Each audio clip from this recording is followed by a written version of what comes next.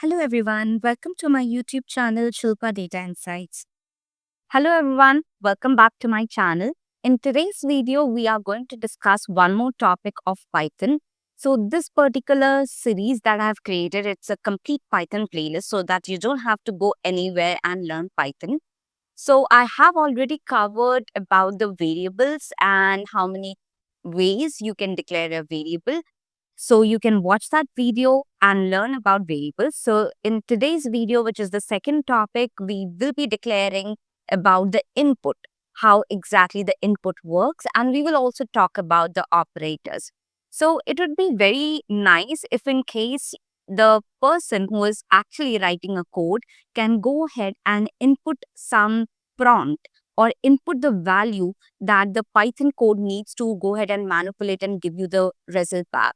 So, for example, whenever you are playing a game in your video game, right, then you are giving a prompt to the computer and the computer responds back. So, it's really interesting in that case for children to give a prompt and the prompt gives you the answer back. So, it's like a human interaction that you get from the computer itself. So, it's very important if in case you want to get some input from the user or from the programmer, then you can give it with the help of a function. So we will be discussing that particular function today and we will see some manipulation, the numeric manipulations, how you can do with the help of the operators. So let's get started about the input function that we will be studying today.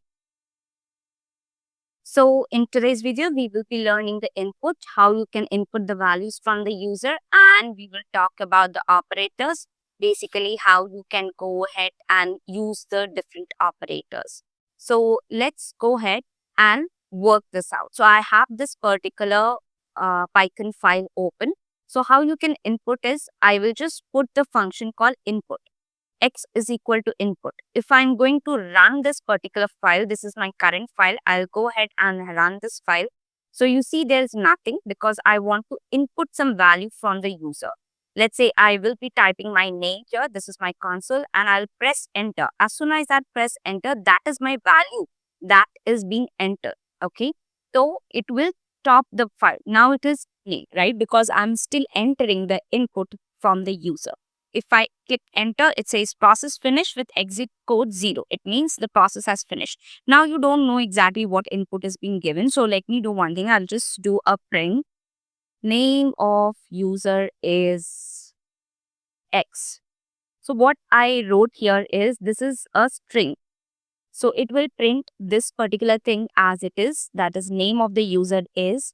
And this X is a variable. So if you have to append a variable with a hard-coded value, what you do is inside the quotation, put the hard-coded value and then put a comma and then the variable. There are different ways of doing it. I will also show you a second way of printing the value. So there is a second way using the F string. It's called the F string format, right? So whatever value you put inside the F string, it's actually a hard-coded value and you can also put the variable inside it. So every time there could be multiple variables, right? So you cannot go ahead and keep on adding comma, X, comma, Y, comma, Z. It becomes difficult. So what you do is the name of the user is, I'll write this, okay? Then inside the curly braces, I'll put my variable. So this is my variable. V means variable, right? So that's what we discussed in the last video, how we can declare variables, what should be the naming conventions of the variable and so on. So this is a second way of declaring a variable and assigning that value. This is declaring the variable and assigning the value and we are printing that value in this particular command. So let me run this particular file. So first of all, if I run this file, I have to re-input the name, right? And it is going to print it twice. So let me run this. So now in this, you see there is nothing in my console here, right? So what I can do is I can go ahead and start typing my name. Now if I press enter, it's going to print twice the name of the user. That is, name of the user is Shilpa and again it says the name of the user is Shilpa, right? So this is how you can print both the names here, first and second. So this is two ways of doing it. Now, let's go ahead and see how we can input. We don't want, if you are inputting something, here it is not mentioning what exactly we need to input, right? So the user will not know what exactly to input. So you can prompt. So if you will see the function definition here, it says input and it will ask you some prompt. So it reads a string from the standard input, right? And the trailing new line is stripped. So let's do one thing. In this input, what I will do is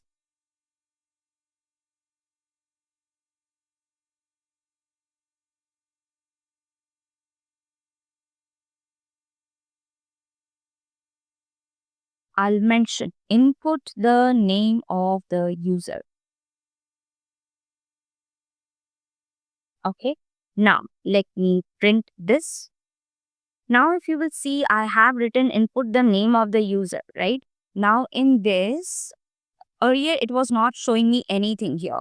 So I did not know what exactly to input. I may also think that it is a bug, but it's actually not a bug, right? It is basically asking you to give the input, but it doesn't display you. So you actually don't know what exactly it is asking you.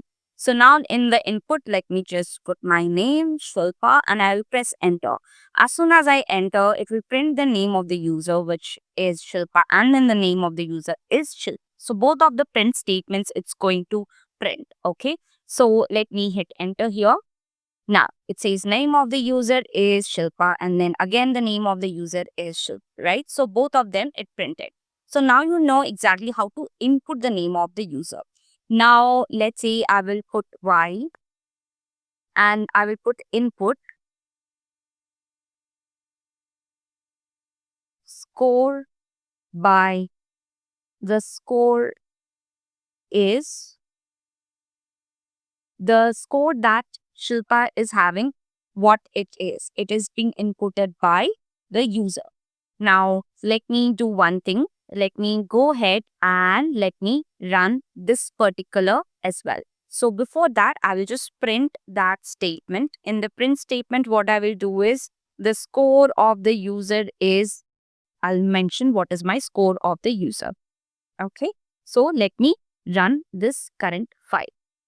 So I will input first the name of the user Shilpa and then the score as 80. Now let me print, it will print both. The name of the user is Shilpa and then the name of the user is Shilpa and the score of the user is 80. Okay. So let me just remove this and make it here hyphen to make it clearer. For the user Shilpa, this is going to be this. Now let me rerun this code. I'll again re-enter Shilpa. The score is 80 and see. For Shilpa, it is this score and this has been printed. Now in some scenarios, you might be seeing that I have another variable, let's say the increase in score is, I will be mentioning what is the increase in the score. So I'll print the increase in the score is, so the increased score I want. So whatever increased score I want it is X and then plus Y. Let me run this particular thing. It will give me some error. So I'll just do Y plus Z because that is my score, right? Not X plus Y. Okay. So let's run this particular code. Now the name of the user is again Shilpa and the score is 80. What is the increase in score is, let's say 10. Now I want to add them up. So if you will see, the name of the user is Shilpa, the score of the user is 80 and the increase score is 8010. Do you think this is the correct answer?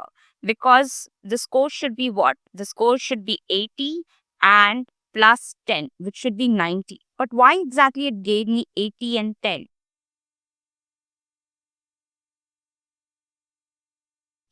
So if we will see, it gave us 80 and 10 because the input, let me check what is the type of Y and type of Z. You will be able to understand there. Okay. So let me print here type of X and type of y. So I'll wrap it around my variable. So this is my x and y. So let me go ahead and print this. So the name of the user is Shilpa. What is my current score? What is my increased score? 10. Now if you will see, the type of x is Shilpa here, right? Here it says Shilpa itself, but I want to check the data type. How I can do it? I can do it by writing this type x. So earlier what I did is I put it inside the quotation and I put it inside this variable, right? So what it does, it actually treats this complete thing in string. So what it will do is it will type x. X is what? My Shilpa, right? So it will just go ahead and write type and then Shilpa. That's what is written here. So if you want to know the type of it, don't put any F string. What you need to do is just you have to use the functionality of type and then print the X. Now if I just do print type of Y, what is the data type of Y it is going to display. So let me rerun this particular command and I'll mention Shilpa 80, 10, and then it says. So if you will look at this particular thing very carefully, the data type of Y, that is my score, is 80, right? And if you will see, the data type of Z is also string. So if you are putting any value inside the input functionality, it is always a string. So user can always input a string input.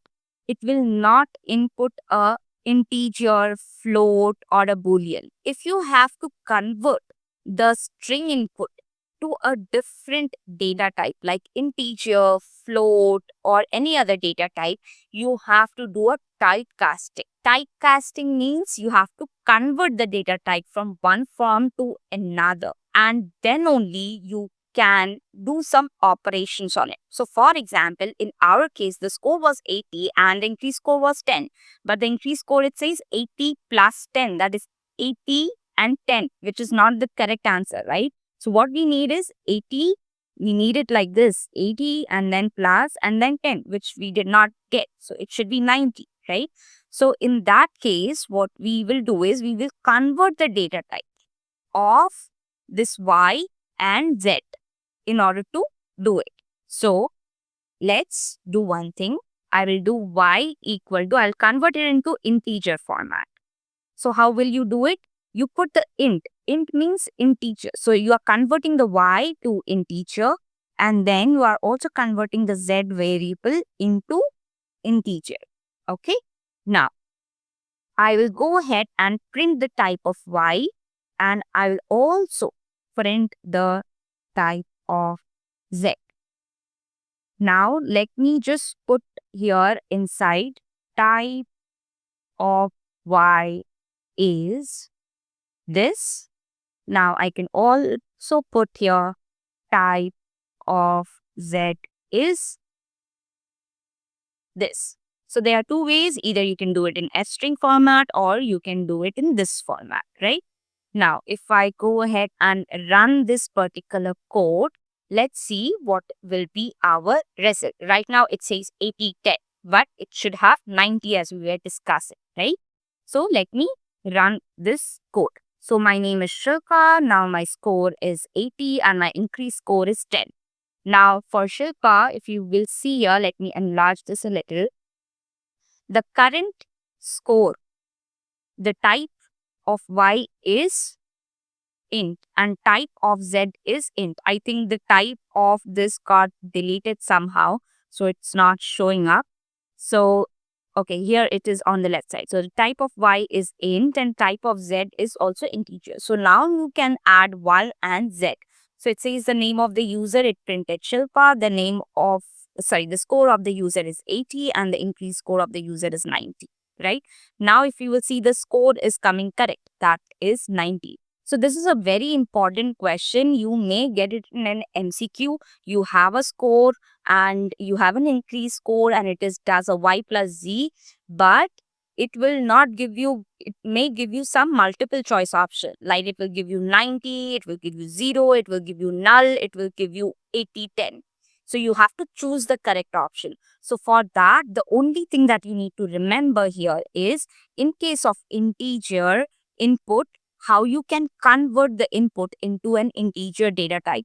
The input always give you a string data type. So always remember to convert the input data type to a format that you need, the data type that you need, that is integer. So once you convert it, then you can do all kinds of operations, right? So this is one way of doing the operation, that is y plus z. What is this operation called? This is called arithmetic operation. So what we learned in the input is always gives result in string data type. And if you want to convert data type, you have to do it explicitly. Now, in case of operators, first thing that we are going to learn is arithmetic operator, right? So in arithmetic operator, what all operators you have? If you remember in your school days, what all operators you have learned. For example, you have plus, you have minus, you have multiplication, you have division, you have percentage, that is actually modulo in the language, and so on, right? And also you have this bracket, right? So this means plus. Now let's do some operations using the arithmetic operations.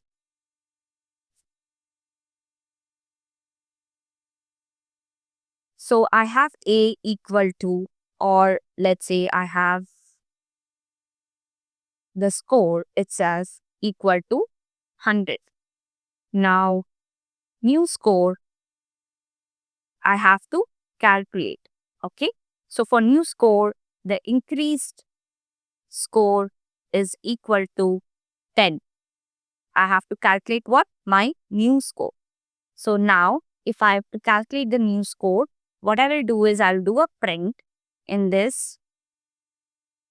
I put it in a string itself. The new increased score is what? How will I do it? I can do it by score plus increased. So this is my new score. Let me comment all this thing for the time being so that I can go ahead and run my actual code.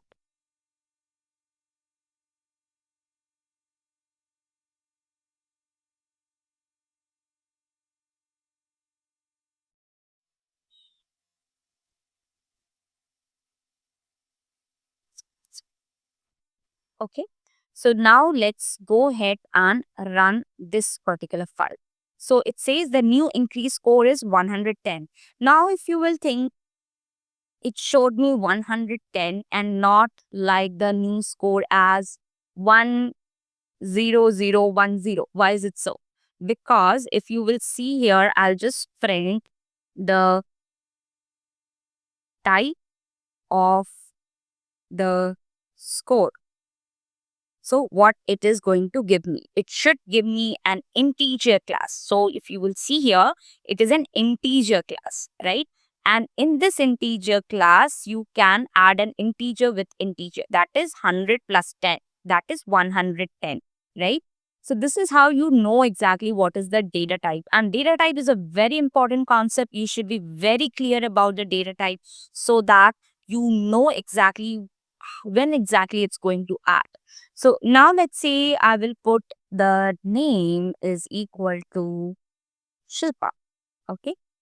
Now let me add Shilpa, that is my name. I want to add, let's say I want to write it like this. I want to write it like Shilpa and then 100 and then 1110. That is Shilpa and 1110. Will it give me the result? See, what does it say? It says type error. Only concatenate string to string, not int. So the type of name is what? It is a string. And score and increase is what? It is a integer. So you cannot do an arithmetic operation, that is a plus, with name and score. You have to always add a string with string, integer with integer, and not string with integer. So let's do one thing. I'll convert the data type of score to string. How will I do it? By just putting it inside the course, it's going to convert the data type of my integer. So now I'll just put, let's say, the type of score. I'll check what is my type of score, and I will check what is the type of my name. Okay. So let me go ahead and print. Okay, let me just remove this. Otherwise, it will go ahead and throw me an error.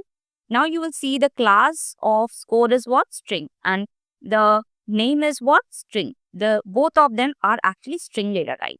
Now what I can do is I can add them up. Add them up here. So let's try this and see what exactly it shows me. See, the class is string for both, that is name and score. And it says the new score is Shilpa 10010. So if in case it is a string, it's not going to add 100 plus 10, which is 110. It will concatenate it. Means after 100, it will append the 10 value. So it's 110. That is how it is. Scored plus increased. Okay.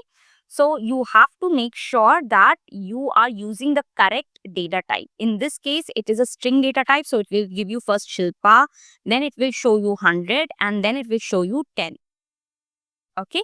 If you want something like Shilpa and 110 as I was displaying here, what exactly you can do? Okay. You have to think about it. Just think a little bit. I'll reconvert it back to integer. I don't want it as a string because I want to add them up. Now, what you can do is it's very, very simple. You have to put name, okay, and then let me put some space, and I will do the score, and I will do an increase. Now what it will show is, let me run this code. Now what you can see here, the new increase score is Shilpa 110. What does it mean? It means if you want the variable as it is, which is a string data type, put it inside the curly braces separate, and then put the other thing which you want to add, like score plus increase. You have to add, right? Then put it inside the curly braces again. So it will add 100 plus 10, which is 110. Now I'll show you one more interesting thing. Let me go ahead and put here name. Now I will run this code. It will give me an error. Why? It says name error. Name is not defined. Did you mean name? What did you see here? Here name, everything is in lowercase.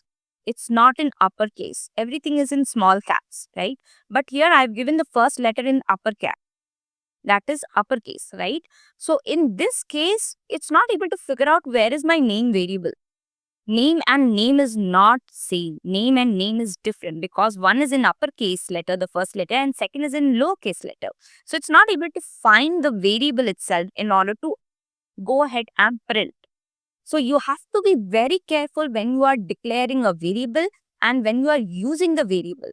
If while using the variable means while printing the variable, if the variable is not present inside or you have not declared that variable, it is going to throw an error, right? So I'll revert this back to name and make sure the variables are case sensitive. Very important point. They are case sensitive.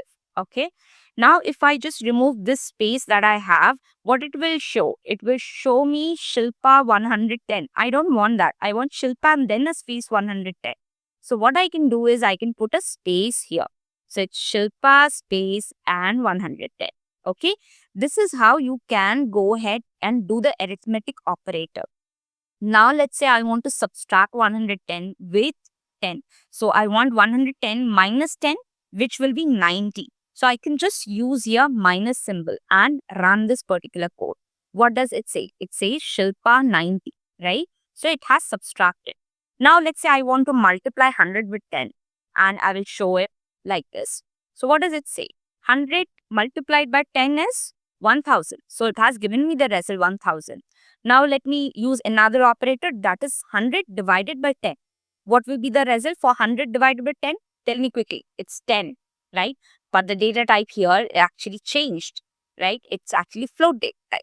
So Python is very intelligent to figure out what is the data type. Here we have not mentioned any data type. So it has mentioned it as integer, and here it is mentioned it as float, right? Now let's say I want to do a modulus. Modulus means it's going to give me the remainder. What remainder is there, it's going to show me that. So this is my modulus symbol. So let me do 100 modulus 10. What it will give? It will give me 0. The remainder is 0, right? So that is how you are using the arithmetic operator. Okay. Now, you have other operators as well. We will cover those as well. So, for example, this operator, let me cover that first. Now, I will just mention here A equal to 10, B equal to 10, and C equal to 2. Now, I want to print Z. Z is equal to A multiplied by B and minus, or let's do A plus B multiplied by 2. Now, multiplied by C. Now, let's do a print of Z. What do you think? What should be the result? So, let me move this up. Now, you see the result is 30. How is it 30? It's 10 multiplied by 10 plus 10 is what? 20, right? And 20 multiplied by 2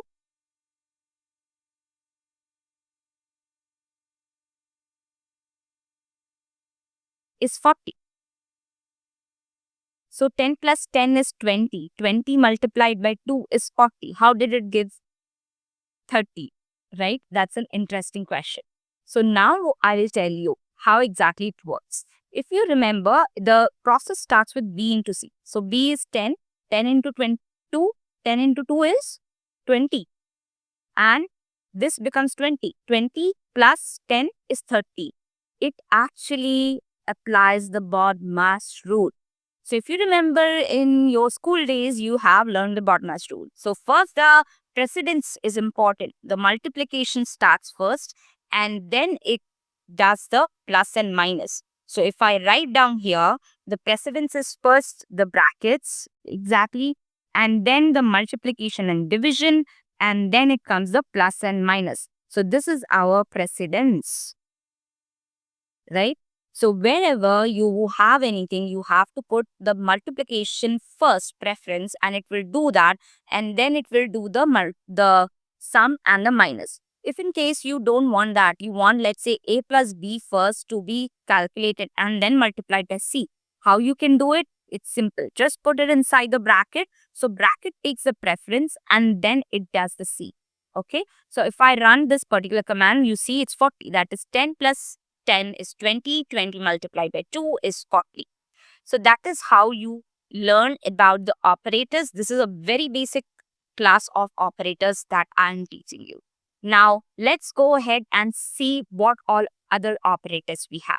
Now, let's talk about the other operators we have. The first operator that we are going to talk about is the comparison operator. Comparison means if you have two variables, you are trying to compare them. So, what you do is, let's say I want to compare A and B. Let's say if I want to see if A is equal to B, right? If you do A is equal to B, then whether it's true or not, right? So I cannot do it A equal to B. What I have to do is I have to put double equal to.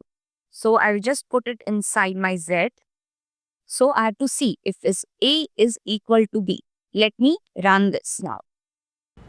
You see, it says true. Let me just put some comparison operator here so that I can show you what exactly the result look like. Okay.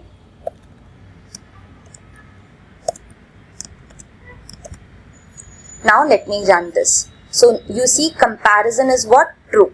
Okay, I'll just print something so that you understand. Okay, let me rerun this code. Now you see the comparison is what? True. It means A is equal to B. If you just write here A equal to B, it is going to assign this value inside the Z. A equal to B is actually returning true because 10 is equal to 10, right? And whatever value that is true, it is going to print. It is assigning it to the variable Z and it's going to print that value. Okay. Now, if I want to see Z is equal to, I'll just go ahead and check the value. If A is not equal to B, what it is going to give me? If A is not equal to B, then it should give me false because A is equal to B, right? So I have done A is not equal to B. So what it gives me? The comparison is false. Now let me see if A is not equal to C. C is what? 2. That is 10 is not equal to 2. What is the value? It's true that 10 is not equal to 2, right? Now if I say A is greater than or equal to C, whether it is true or false, it's giving me that answer that A is greater than C. It means 10 is greater than or equal to C. So let me do here A is greater than or equal to B. Tell me what will be the answer. Is 10 greater than or equal to B? It's true because I have this equal symbol as well. So if I remove the equal symbol, is A greater than B? That is 10 greater than 10? No, it is false. So it gives me the false. So these are the operators that we have basically. So you understand how the operators work, right? Now, there is another type of operator we have, that is the logical operator. In the logical operator, you have AND, OR and NOT. So let's do AND and OR. So I will do, let's say Z is equal to A equal to B. I'll mention AND A not equal to C. Okay, it should be in lowercase, not uppercase. So I have to see if A is equal to B. It's true, right? A is equal to B. That is true. That is 10 is equal to 10. But is A not equal to C? That is 10 is not equal to C. That is also true. So with true and true will give you what? True and true is actually true because both of them are true. Okay, so let me run this. So you see true and true is what? True. Now let me see is A equal to C. That is 10 equal to 2? No, right? So what we get here? 10 is not equal to 2. So here it is giving me false and here it is giving me true. So in that case, what it will do is it's going to give me the result what? It's true and false. It is going to give you the false value. So true and false is false. If I mention here A equal to B or A equal to C, it means if is A equal to B, it's true, or A equal to C is false. So this is true. If any of the operation is true, it is going to give me true in case of OR operator. You see, A is equal to true. So this is returning true. So you don't even have to check here because there is an OR operator. So it is going to give me the true. But if in case here there is an AND, both of the values should be true, then only it's going to give you the result true. Otherwise, it's going to give you a result false, right? So that's how you actually go ahead and manipulate the data. These are very basics of Python you should be knowing. So what we learned today is how to basically get the input value from the user and what should be the data type of the input and how you can add the operations, the values that you get from the input, how many types of arithmetic operator is there, how you can manipulate the operator, how you can change the data type using typecast, and how you can check the data type of a particular variable. You have also learned how you can do a logical operator and a conditional operator. So these two are your logical operator and the comparison operator. Basically, these are the comparison operator. I hope you have understood everything. Do hit the like button, subscribe to my channel and share it with your friends, and even practice all the operators by your own. There are a lot of websites from where you can go ahead and practice the operators and input. You download your IDE and start practicing all the functions that I'm explaining by your hand so that you learn it. And then I will give you the questions as well, how you can go ahead and use it and practice it by your own. So let's go ahead, end this, and let's wait for the next video that I will be talking about different things. So make sure you watch the next video as well. Thank you so much for watching, and I wish you have a good day.